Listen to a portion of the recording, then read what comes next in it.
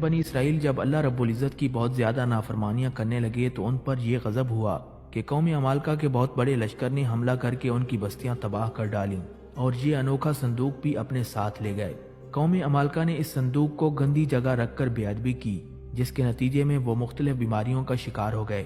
ان کی 5 بستیاں ہلاک ہو گئیں۔ انہیں یقین ہو گیا کہ یہ سب مقدس صندوق کی بے ادبی کا نتیجہ ہے، چنانچہ انہوں نے تابوت سکینہ کو ایک بیل گاڑی پر رکھ کر بنی اسرائیل کی بستیوں کی طرف چھوڑ دیا۔ وہ صندوق 4 فرشتوں کی نگرانی میں اس وقت کے نبی حضرت سیدنا شموئیل علیہ السلام تک پہنچا۔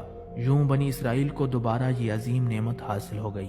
قیامت کے قریب جب حضرت سیدنا امام مہدی علیہ السلام تشریف لائیں گے تو وہ اس صندوق کو فلسطین کی تبریہ نام کی ایک مشہور جھیل سے نکالیں گے، جبکہ ایک اور قول کے مطابق حضرت امام مہدی علیہ السلام تابوت سکینہ کو ترکی کے شہر انطاکیہ کی کسی غار سے نکالیں گے۔ یہودی کئی سالوں سے تابوت سکینہ کی تلاش میں ہیں۔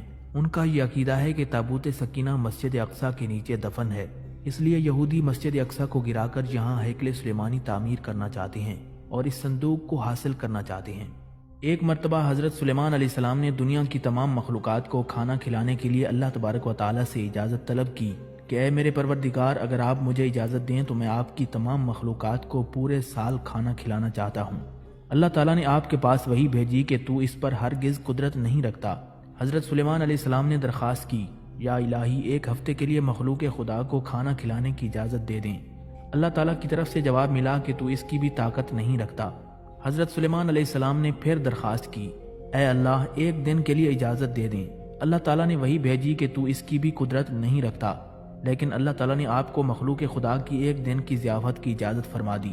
اجازت ملتے ہی حضرت سلیمان علیہ السلام نے تمام جنات اور انسانوں کو حکم دیا کہ وہ تمام مخلوقات کی ضیافت کے لیے حلال جانور جمع کریں۔ آپ علیہ السلام کا حکم ملتے ہی جنات اور انسانوں نے تمام حلال جانوروں کو ذبح کر کے بڑی بڑی دیگیں تیار کر لیں۔ اللہ کے نبی کی طرف سے مخلوق خدا کے لیے یہ اتنی بڑی ضیافت تھی جس کا تصور کرنا بھی مشکل ہے۔ جنات نے پکے ہوئے کھانوں کو جب بڑے بڑے جنگلوں میں پھیلا دیا تو ان کی لمبائی اور چوڑائی 1 مہینے کی مسافت کے برابر بن گئی۔ پکوانوں کو تازہ رکھنے کے لیے حضرت سلیمان علیہ السلام نے ہوا کو حکم دیا کہ کھانے پر چلتی رہے تاکہ کھانا خراب نہ ہونے پائے۔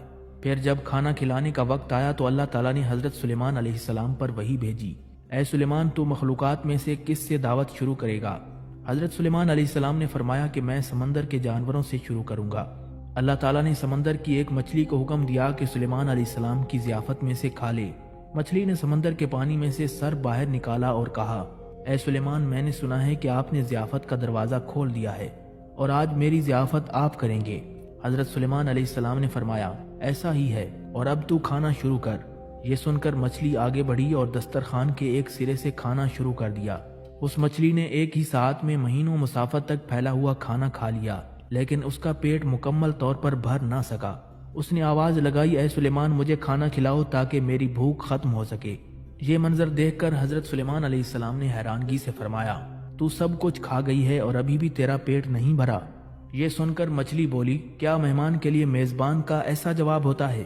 اے سلیمان، خوب جان لو کہ جتنا کھانا آپ نے پکوایا ہے اتنا کھانا میرا اللہ مجھے دن میں 3 مرتبہ دیتا ہے، جبکہ آج آپ کی ضیافت میرے روزمرہ کھانے میں کمی کی وجہ بن گئی ہے۔ یہ سن کر حضرت سلیمان علیہ السلام بارگاہ الہی میں سجدہ ریز ہو گئے اور کہنے لگے، پاک ہے وہ ذات جو مخلوقات کی روزیوں کے ساتھ کفالت کرنے والی ہے۔ حضرت سلیمان علیہ السلام کے اس واقعے سے یہ پتہ چلتا ہے کہ دنیا بھر میں انسانوں سمیت پائی جانے والی تمام مخلوقات، خواہ وہ ایک ننھی سی چیونٹی ہو یا سمندر کی دیو ہیکل ویل مچھلی، سب کا رازق اللہ تبارک و تعالی ہے۔ وہ پتھر میں چھپے کیڑوں کو کس طرح اور کیسے رزق دیتا ہے، یہ اسی کی حکمت و طاقت ہے۔ اللہ تعالیٰ کی تمام مخلوقات بھوکی اٹھتی ضرور ہیں، لیکن میرا رب کسی کو بھوکا سونے نہیں دیتا۔ ناظرین، جب حضرت سلیمان علیہ السلام نے اپنی بادشاہت کا اعلان کیا تو اس زمین پر موجود تمام درندے، چرند اور پرند اطاعت کے لیے آپ کی بارگاہ میں حاضر ہو گئے۔ پرندوں نے حضرت سلیمان علیہ السلام کو زبان دان اور محرم راز پایا تو دل و جان سے آپ پر فدا ہو گئے۔ پرندوں نے اپنی چوں چوں ترک کر لی اور پیغمبر خدا حضرت سلیمان علیہ السلام کی صحبت اختیار کر لی۔ چند ہی دنوں کے اندر سب پرندے بنی آدم سے زیادہ فصیح و بلیغ زبان میں باتیں کرنے لگ گئے۔ حضرت سلیمان علیہ السلام کے دربار میں چرند پرند اور دوسری تمام مخلوقات حکمت و دانائی کی باتیں کرتی تھیں۔ علم و حکمت کی ان باتوں کا مقصد یہ تھا کہ پیغمبر خدا حضرت سلیمان علیہ السلام کو تعلیم و ہدایت کی تبلیغ کرنے میں کچھ مدد ملے۔ ایک دن حضرت سلیمان علیہ السلام کا دربار لگا ہوا تھا